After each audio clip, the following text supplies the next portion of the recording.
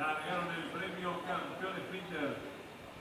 Parece ya está haciendo el camino participante número 4, Susana, toma pequeña ventaja número 5, Beto Bravito, va a declarar participante número 6, Mateo, la cuarta ubicación número 7, Girlo.